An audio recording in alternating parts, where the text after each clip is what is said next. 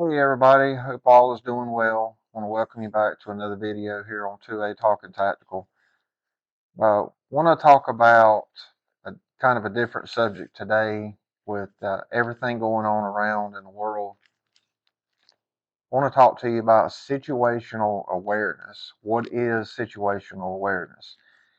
Situational awareness is the ability to perceive, understand, and effectively respond to one situation.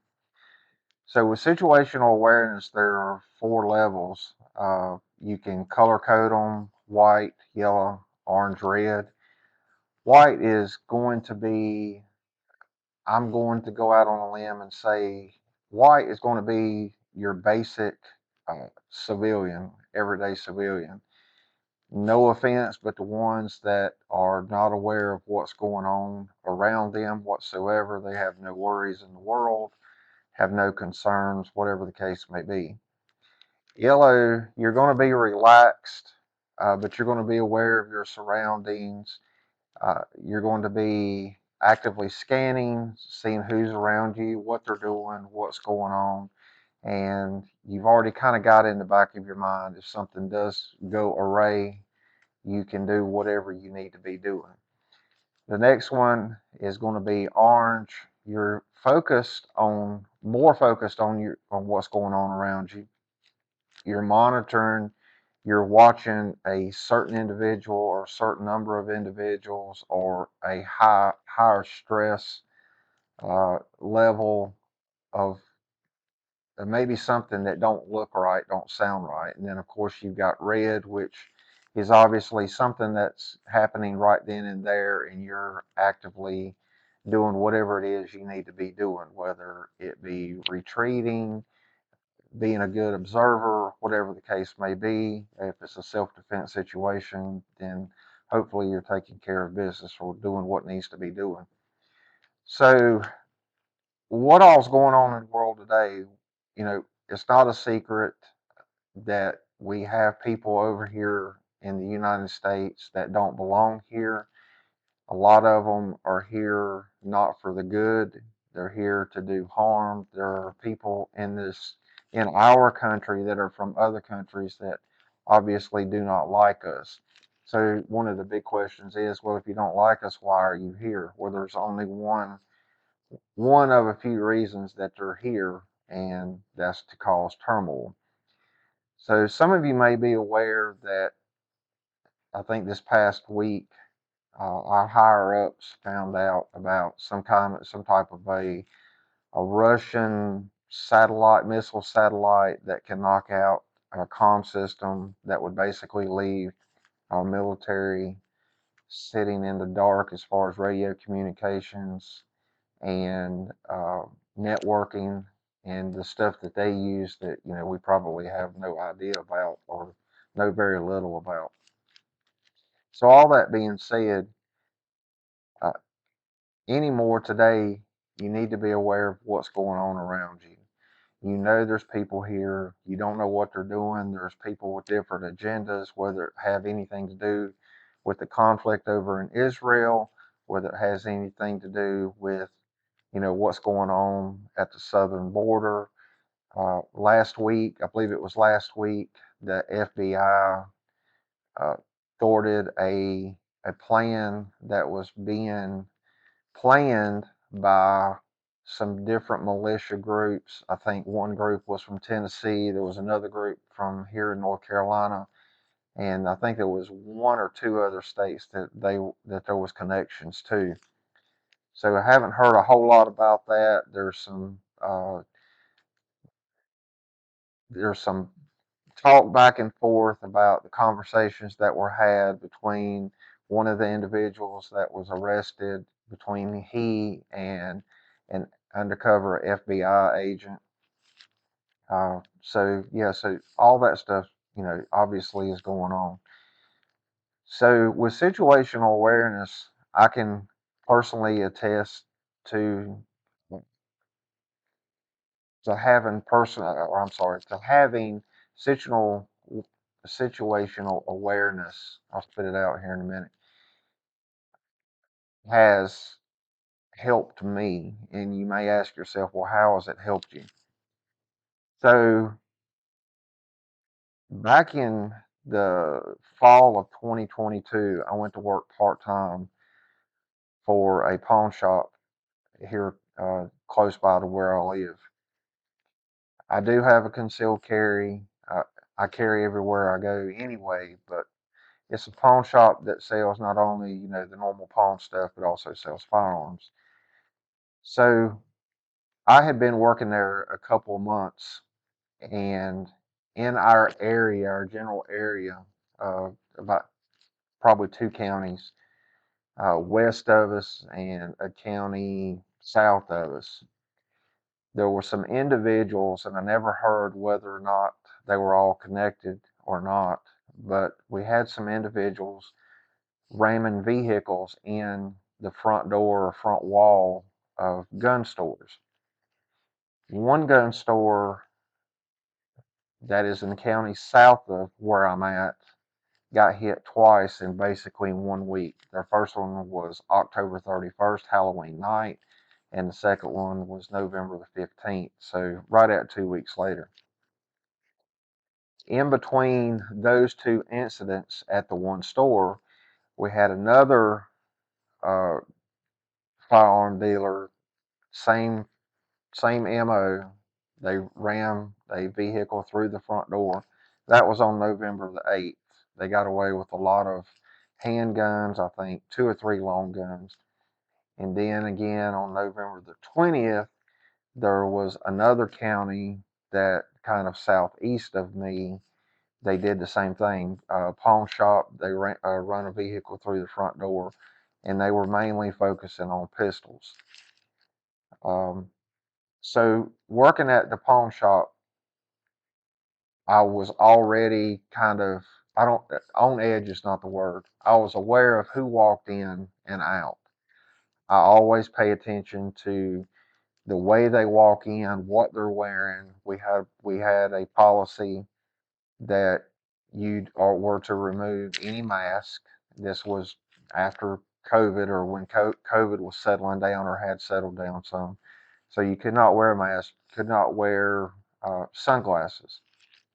And we had a sign on the door that stated all that.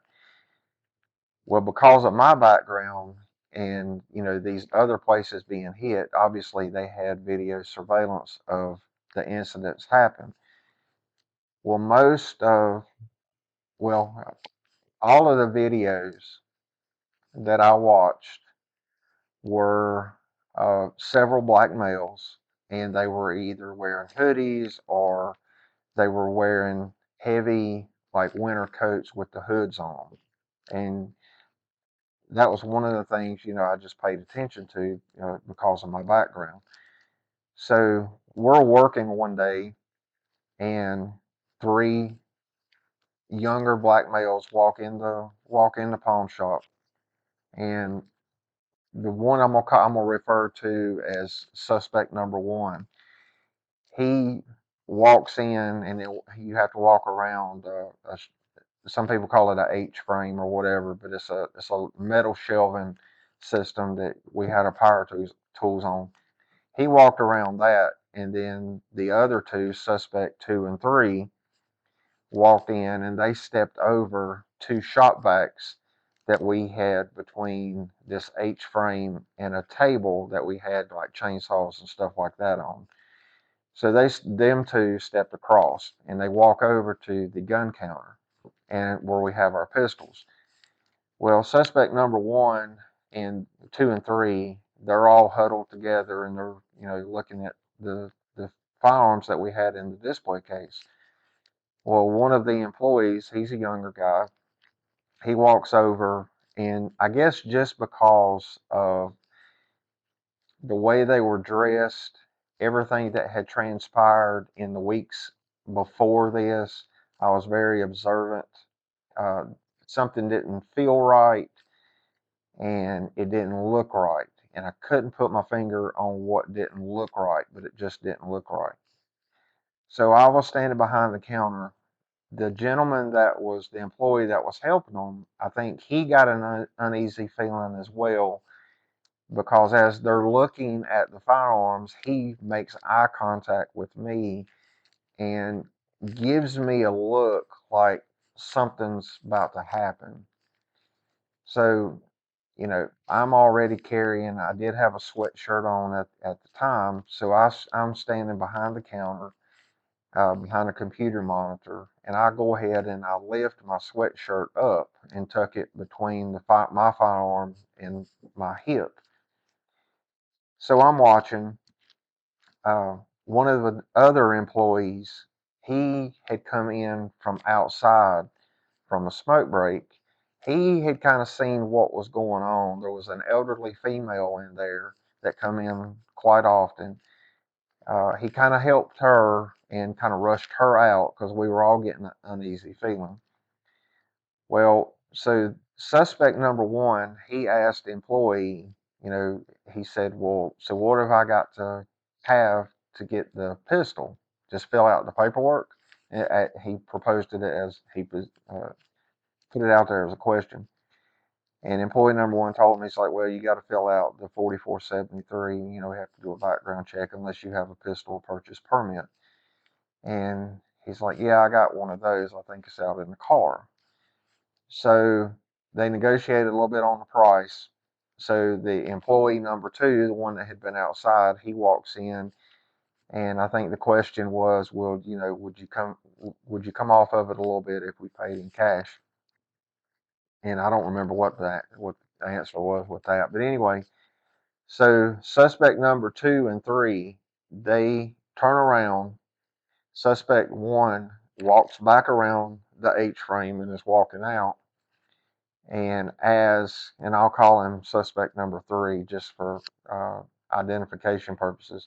Suspect number three had, when he walked in the door, he had sunglasses on and he had a thick blue coat with the Nike swoosh on the left breast. And he had his hood pulled up. He was walking toward the front door, and as he's walking toward the front door, suspect one and two had already exited. So he was the last one. That's why I'm referring to him as number three. He lifts up the right side of his coat about his appendix area, and all I see from about 20, 25 foot away is the bottom end of a drum magazine.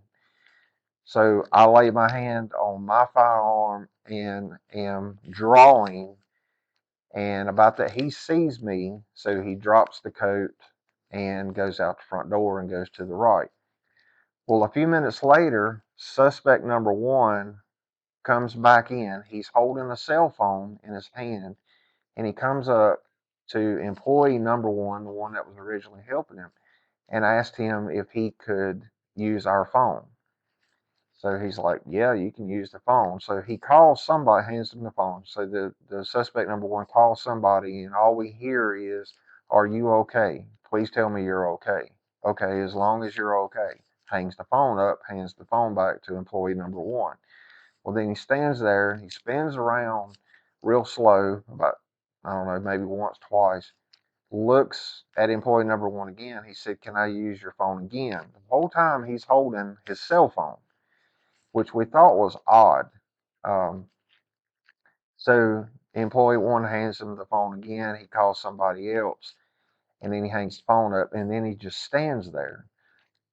Well, I asked him if he was okay, and then employee number two, the one that originally had been outside smoking and then come in and help the elderly female, he's like, dude, are you okay? Are you all right? And he looks, and he's about to bust out crying, and he says, I just got robbed. And we're like, what? He said, my homies, they just robbed me. And I'm like, what are you talking about? He said, the two guys that I was in here with, we were going to rob you. And I looked at him and I said, what?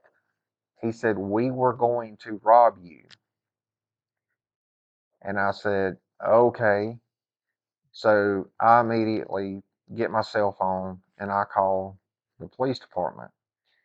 So not long, of course, they're blinking and blowing. They pull up. We've locked the store down. So come to find out, what happened was suspect number one is a high school student at a nearby high school. He had reached out or had made contact with suspect number three on Facebook and wanted him to buy him a pistol. And yes, we're talking about a straw purchase. So suspect number two and three drive to said high school, pick suspect number one up, which was about 10 minutes away from the store, drives them over to the store. Well, they were actually going to rob us and steal the firearms. However, suspect number one had also given suspect number three, I think, about $300 to buy said firearm. Well, when they exited the store and went back to the vehicle, suspect number three gets in the driver's side and is sitting sideways on the driver's seat and points a Glock to the head of suspect number one, has a few choice words that I can't repeat on YouTube, but basically tells him that he needs to run or he's going to do something.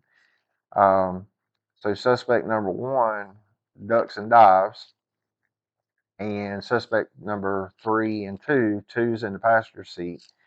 They get in their vehicle, which had been backed in to a parking spot right next to our store. Our store was at the end of a strip mall. So they jetted. There is no doubt, number one, that they were going to rob us. Number two, suspect number three looked very identical to two of the guys, or let me rephrase it, was looking identical to one of the individuals that was in two or three of the videos from the prior store break-ins where they rammed the vehicle through the front door. So I guess that's what put me on edge when he walked in the door. You've got three of them. We were already outnumbered because employee number one, he's not old enough to carry a firearm. So at the time, it was just me with a firearm in the store as employee number two was outside. So I'm thinking it's one against three if it goes down. The other thing that I am aware of is, like I just said, we're at the end of a strip mall. The store that was adjoining to us, there's nothing separating us except plaster, sheetrock, wood.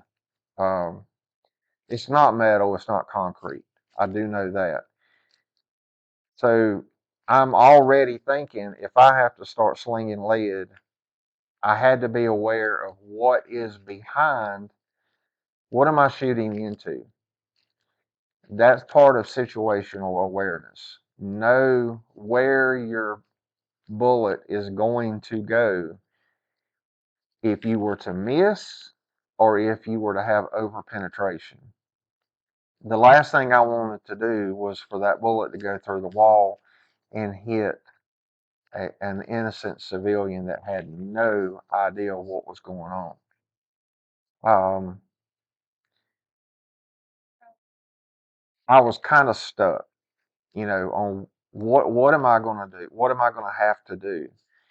Uh, I was trying to position myself in a way that if I did have to start firing, that at least the bullets, if they were over penetrated or if I did miss, that the bullets would at least possibly go in the corner of the store where there is less likely for somebody else to be standing on the other side of that wall. I didn't want to shoot directly into the middle of the wall.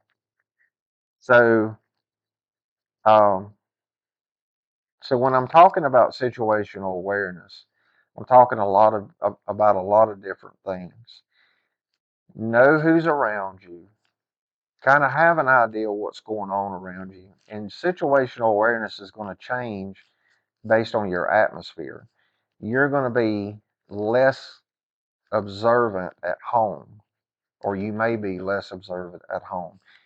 You may be less observant driving down a road that you travel down every day, going to and or from work. If you go shopping, you're going to be a little bit, your awareness is going to be a little bit elevated. If you're used to going shopping at the local Walmart or going to eat at the local restaurant, the mom and dad restaurant, you're going to be probably not as aware of your surroundings as you would if you were going to an unknown or an unfamiliar location. And the other thing is like I said, know what's beyond your shot. If you're going to have to get in a self-defense situation, or there's possibility if you're going to have to get in a self-defense situation, or you're in a situation like that, and you know what's on the other side of a wall, then you have to think about that. You've got a lot of stuff going on, and I will be the first one to tell you that when things calm down a little bit, I was a nervous freaking wreck because I was worried about the what ifs. And I know I shouldn't have been, but I was, because like I said, the last thing I want to do is, for a bullet to go through a wall and hit somebody that had no clue what was going on, an innocent bystander, whether they knew what was going on or not. That bullet was only intended for those who were shooting at me and posing a threat. So moving forward, the police department got there. They took this individual's information, and um, come to find out, he and I honestly believe that he did not know what he was asking this other individual to do was against the law. I honestly believe that. He put himself in a situation that obviously he shouldn't have, and it was an eye opener for him in aspect of be careful who you associate with. He referred to them as his homies, but then later on, and I'll get to this in a minute, he, I realized that he didn't even know these two people, had no idea who they were.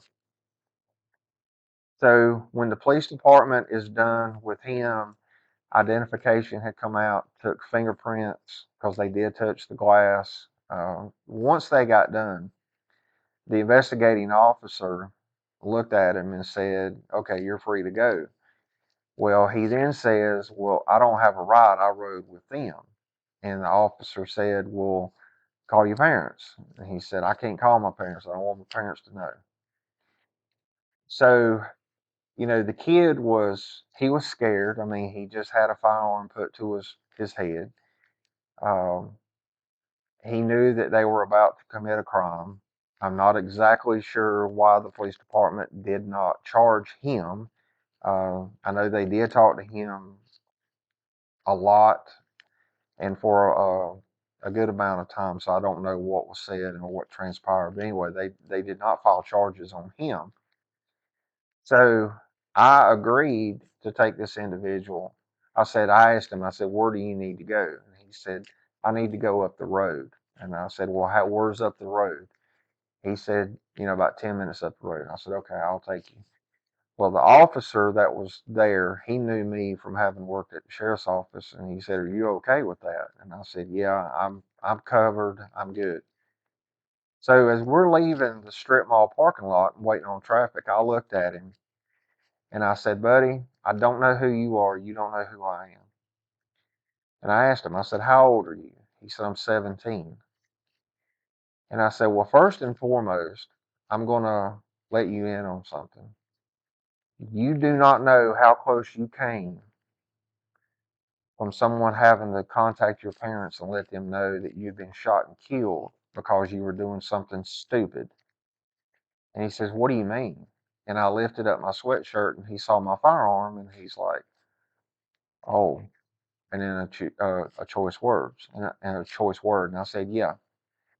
And I said, "Secondly," and I said, "and I'm not going to get into the details." I said, "But I lost a stepson at the age of 18 because of the people he was hanging around." And I said, "That is a phone call that your parents do not want to ever get. I can promise you that. I know." So I ended up taking him back to said school.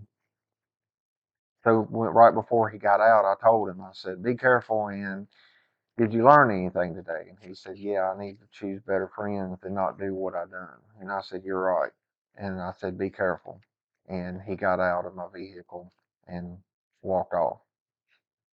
So I took a lot of flack for taking him back to the school. It wasn't criticism, but it was flack in the aspect that this guy was he got drug into something that he shouldn't have been drug into, but he got drug into it because of his own actions, if that makes sense. So the sad thing about it is that he did come close to not going home that day. The other is that I know a lot of people don't watch the news today, and I get it for obvious reasons. There's really nothing good on the news today. It's always something bad, and people get tired of it. They get sick of it. But you need to be aware of what's going on around you in your town. Um, read the newspaper, watch the news. You don't have to believe everything they say on certain subjects. But if a local crime has happened in your area, be aware. Look it up on the internet. See if there's a video. You don't ever know when you might see, somebody that sticks out. Um, and I think because I was already aware of what had happened in the weeks prior to this happening, and just for clarification, this happened on November 17th. This other stuff, this happened in the middle of this other stuff. We had the first break in on October 31st, the second one on November the 15th. Then we had one on November the 8th, and then we had another one on the 20th. Well, my incident happened on November the 17th. So know what's going on and be aware of your surroundings. Be aware of what's going on in your neighborhood. If you don't have a community watch program, get one going. Uh, I think people like to be involved in stuff like that. If you see something, say something. And if something doesn't feel right, if the hair on the back of your neck stands up, there's probably a pretty good reason. I know mine did, and there was a pretty good reason. So I just wanted to touch, and base with you and talk to you a little bit about situational awareness, what it means, and how it can help you possibly prevent a self-defense situation. I honestly feel like had I not been aware of what was going on, that I would have been caught off guard, and that was the last thing I wanted to be, was caught off guard. Um, he was aware of his situation and his surroundings, because had he not seen me pulling my gun out of its holster, uh, he would he would not have made it. I don't think. And then later on, it was learned that he did have a switch on the back of his Glock, and it was a 50-round drum magazine, and that came from suspect number one. He did know that much about this individual. So I hope the video was informative for you.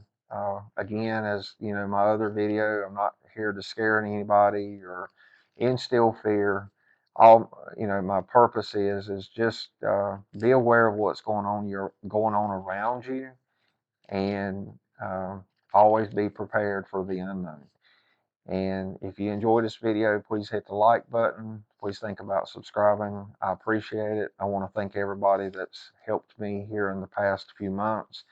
And I also want to give a shout out to two of my bigger sponsors, USCCA.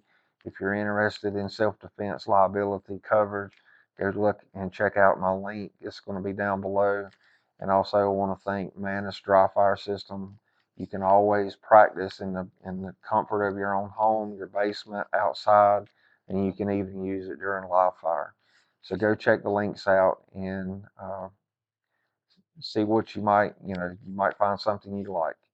So anyway, thank you again, and until the next video, be safe.